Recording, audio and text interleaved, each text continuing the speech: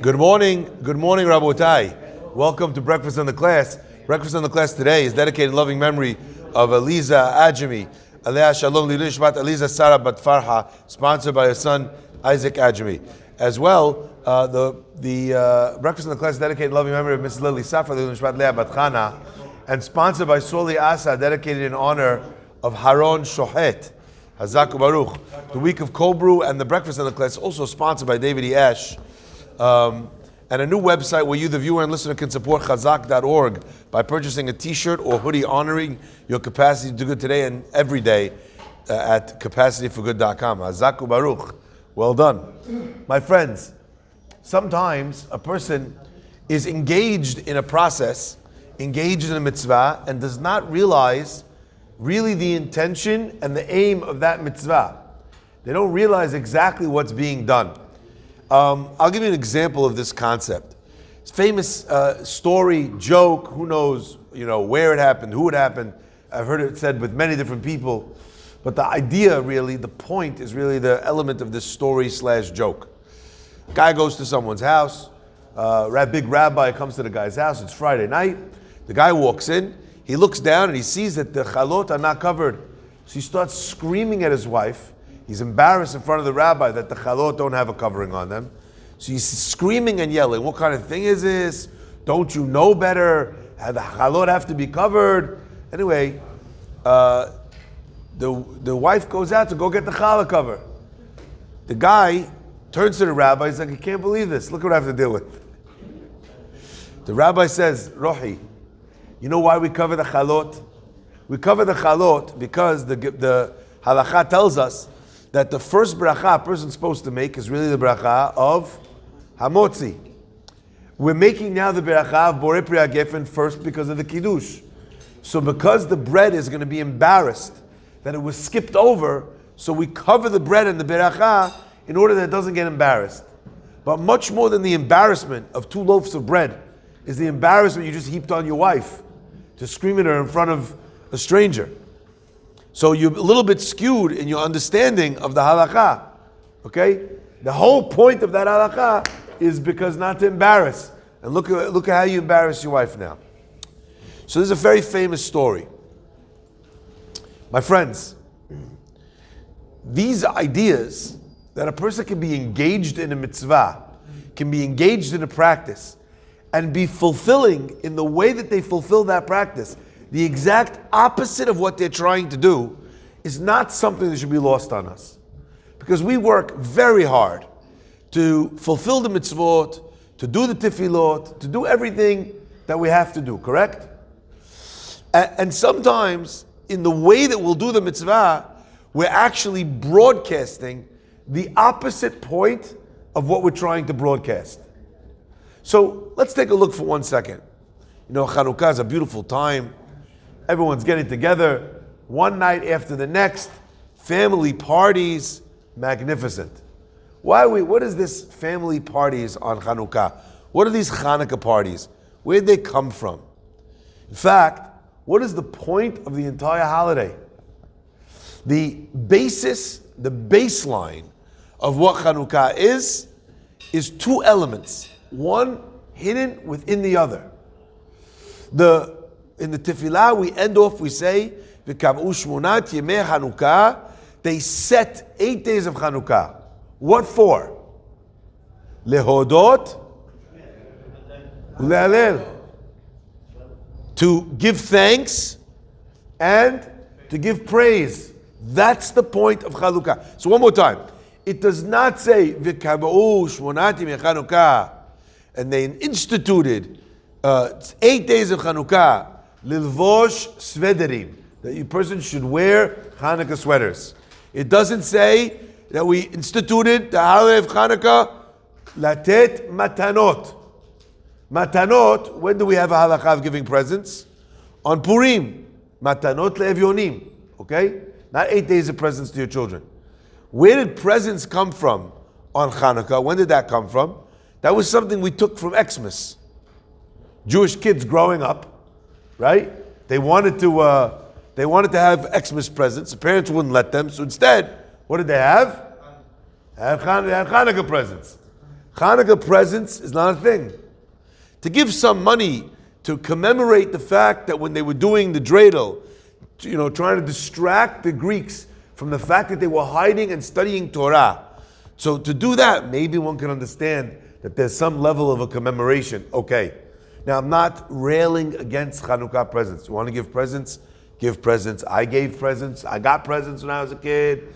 And I don't want to be the Grinch that stole Chanukkah. I'm not rude. I don't want to take anything away from you. It's beautiful. Give as many presents as you want. But don't lose the forest for the trees and make that what the holiday becomes. That's not what it is. People, Hanukkah is about family. No, it's not. You know what's about family? Family is about family. Hanukkah is not about family. Now, it is a true thing that to celebrate, you might want to have your family with you, because that's how you celebrate. But the family is the props for the celebration, not the other way around. So you have scenarios where people have everyone get together, and whether they do or don't light the menorah is an afterthought. And if they do, they light it in some corner, then all leave the room. Do you understand? We're missing the boat here a little bit. We're getting very obsessed with the Kab'u Shmonat Yemei Chanukah le'echos ufganiyot. We're traveling every day. Every day you have to have a new donut, by the way. And the donuts are not $1, anymore. The donuts now, I saw a donut for $9. So you have a choice: Jewish education for your children or donuts. Everyone has a choice to make. You have to decide where you want to go. But we have a new donut every night. If you have a new donut every night and a new present every night, do you have a new lighting every night, my friends? I'm not asking if you added a candle. Besides for the idea, the halakha of me'adrin that we do, did you bring something new to the lighting? A new kavanah, a new intention, a new dvar Torah, a great practice that I encourage people to do is before they actually make the berachot to light, they should spend 2 minutes with their family talking about what it means, what they're going to think about, what they're going to have in mind, prayers that they're going to make by the Chanukiah, because this day is about lehodot, to recognize and thank God, to be mefarsem the nes, to spread the word of the miracle, and to be thankful and give praise to God. That's the point of it. Everything else is wrapping paper. And if you get too lost in the wrapping paper to ever receive the gift, it's a little bit not normal, right?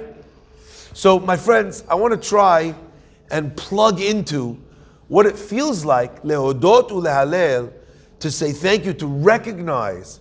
The word lehodot, as we always say, represents two different things. It represents thank you, like todah, but it also represents, as the Sfarim tell us, to be modeh. Yehuda is called Yehuda because his mother wants to thank his HaKadosh Baruch Hu, but he's also called Yehuda because he admits that Tamar was correct, tzadikah mimeni. Okay? So when we say thank you to God, we're admitting something. So I want to ask you this question. What does this mean to you in 2022 when you're saying thank you to HaKadosh Baruch Hu that the Jewish people defeated the Greeks so many years ago? What does that mean? My friends, it must mean bayamim ma'em bazman hazeh that there are wars that we're still fighting. It must mean that there are influences that we're still trying to keep out of the Jewish home. That must be what it means. If we're still celebrating the miracle, but also still saying bayamim ma'em bazman hazeh that the miracles that occurred then happen now too, that this is a miraculous time, then what are we applying those miracles to? Okay?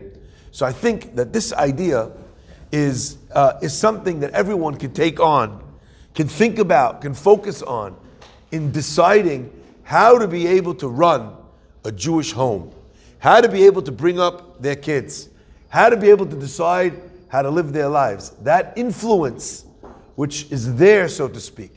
There's two places where we light the menorah. The ideal place to light the menorah is where? It's by the door. Can't light the menorah by the door for whatever reason, then we light it by the window. both of those places are the entry points to a person's home. They're a force field. They're a protection measure. They're a security fence to be able to ensure that we're able to maintain the sanctity of our homes, of the Jewish avirah, spirit, idea of what we have. Now, to me, it doesn't matter so much that you want to give presents on the holiday of Chanuka. But it does matter if the reason why we want to give Chanuka presents is because outside they're giving Xmas presents, and because it's the holiday season, and because they're putting tinsel everywhere, and wherever you go, da-da-da-da-da, da-da-da-da-da, you know, and wherever you go, it's Xmas music, and there's this spirit, because subconsciously, that is exactly what the Yevanim tried to do. They tried to infiltrate the Jewish mindset, the Jewish ideology. So when you're doing something based on what's going on around you, it's far more dangerous than when you're doing something because you just happen to want to do it. I'll give you one example of this concept, specifically where we find a differential between whether you're doing it because you want to do it or you're doing it because you're trying to imitate those around you. The Pasuk says to us that if the Jewish people come to the Navi, or they come and they say, so that, we want a king, it will be when you get into the land of Israel, and you will say, I want to put a king on myself just like all the nations around me. So the Torah tells you at that time, it's a negative thing, it's considered a negative thing. But the question is, the Torah actually says, Som tasim alecha melech, that you should appoint a king upon you. The Chachamim explain that if the Jewish people say we want a king because we want a king, it's not so much a problem. But if the Jewish people say we want a king because everyone else has one, that's a problem. And my friends, there's a very deep truism here. When a person wants to be like the Joneses because they want to keep up with them in how much money they have, what starts with one thing often then leads and bleeds into another area. So one of the elements of the lighting of the menorah, lehodot ulehalel, to recognize, to say thank you, and to give praise to God for this miracle, my friends, is to recognize that Borei Olam was willing to make a miracle to save the Jews from this mindset, from this danger, if you will. Now, there's always two dangers that face the Jewish people throughout history.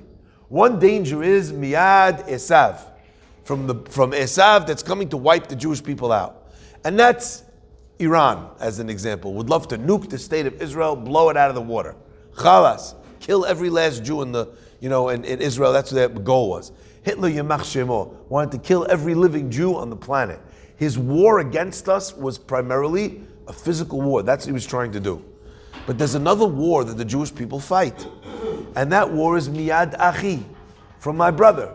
Someone who's acting with me like a brother. They're not necessarily pushing me out, persecuting me, beating me up. In fact, they have their arms wide open. I accept you just the way you are. I'm very happy for you to build shuls, build schools. Fantastic. Do whatever you want to do. There's a danger as well over there. And the danger there is of losing the self. And my friends, this Jewish self, this Jewish mindset is something that is incredibly fragile. And unless a person recognizes when it's under threat and is able to institute elements to be able to protect that Jewish identity and Jewish ideology, then we have a problem. It is a scary thing to think that the vast majority of Jews that are lighting Chanuka candles, they're doing a mitzvah and it's wonderful. But if they're living a life which is synonymous in every way with the culture around them, if they're not keeping any of the mitzvot in the Torah, it's so bitterly ironic that the candles that they're lighting are their own story. It was when God said that to lose the Jewish people to the host culture, for them to assimilate in intermarriage and to assimilate in their mindsets, to become exactly like the host nation that they were in. That was what the story of Chanuka was. And the commemoration thereof by someone who's just completely unaware of everything. And God bless him, they got a menorah from Chabad. And of course, it's a wonderful thing that they should light candles. But my friends, if that's where the relationship with Judaism begins and ends, then that is the tragedy of Chanuka. It's commemorating, so to speak, a victory while declaring a loss. My friends, but you and I know that a person who's in that situation can't save themselves. They don't know. They never learned. They're not connected. They never had a rabbi. They didn't grow up. You know what? Many of us are very lucky. And we have to chalk it up to good mazal. You know, I was lucky enough to be born into a family. My father's a rabbi. So you know what? Life that I lead is one of connection, of Torah, because I was born to that family. What would have happened if I was born into a family that was completely disconnected? I don't know where I would be. What would happen if you didn't grow up in the Syrian community where there's this default position that, yeah, most people go to shul. Maybe not every day, maybe not every Shabbat, but they go. The idea of once a year Jews, you know, Yom Kippur or Rosh Hashanah and Yom Kippur, for us in our community, doesn't really exist. Maybe there's a few, or maybe it's a small number, but most people come to shul here, there, they come. In the vast, vast majority of Jews in America today, that is not the case. They come to shul on the high holidays. That is what's going on out there. So if they can't reconnect, so what do we do? And I'd like to suggest that once upon a time, there was a battle cry from Matityahu. Matityahu screamed out, challenged everyone around him, and he said, you know, Maccabi, mi kamocha ba'elim amonai. Who is like you amongst the mighty, O God? He rallied his brothers to go fight the impossible fight. And he got them to go and stand up to the Greeks. My friends, there is an impossible fight that is facing us. Whole schools, Jewish schools in name, that teach almost no Judaism. Kids that went to a public school system that never met a rabbi or a community which was inspired or energized or excited, and their Judaism was outsourced to feelings about Israel, or their Judaism was outsourced to ugly Hanukkah sweaters and eating donuts and kreplach and chicken soup. Who's going to fight this war if not we? Mi chamocha ba'elim amonai. You don't have to put yourself in physical danger, but you have to invite someone home for Shabbat. You have to find someone in your office that doesn't know and invite them to shul. And by the way, don't invite them for the 8:30 minyan at 8:30. Invite them at 10:30. Let them come for the last 20 minutes on Kiddush. You know, they don't come usually. They don't want to sit there for 3 hours. Invite them for something small. Talk to them about a tzedakah project that you have, for some Jewish cause that you want to show them, you want to engage them. That's the war, and that's how we fight it. If once upon a time there was a miraculous victory in a war against the Jews, then once again today there can be a miraculous victory for the war against the Jews. It will once again be Rabim B'yad Me'atim, that the many will fall in the hands of the few. The few that care, the few that know, can go out there and bring in the masses. The people that Zedim, it's not their fault, but they don't live lives of Torah, they live lives where kosher's out the window, and Shabbat's out the window, and Tarat HaMishpachah's out the window, and Torah's out the window, all the things are out the window. Only thing that's in the window is Hanukkah candles, and usually electric. Guys, Zedim biyad oskei Toratecha. It's not their fault. They just never met someone as inspiring as you can be. So we can't sit there, light the lights, sing the songs, tell the story, pray the prayers, and not be willing to do what once was done for Am Yisrael. Bayamim ahem, bazeman hazeh. We should be zocheh, we should merit to be able to see, once again, the story of Chanuka be a re-education and a rededication of the Jewish people. It should bring us back, just like they did, to the Beit HaMikdash with the coming of Mashiach. Mimhera v'yamenu. Amen. Baruch Adonai le'olam.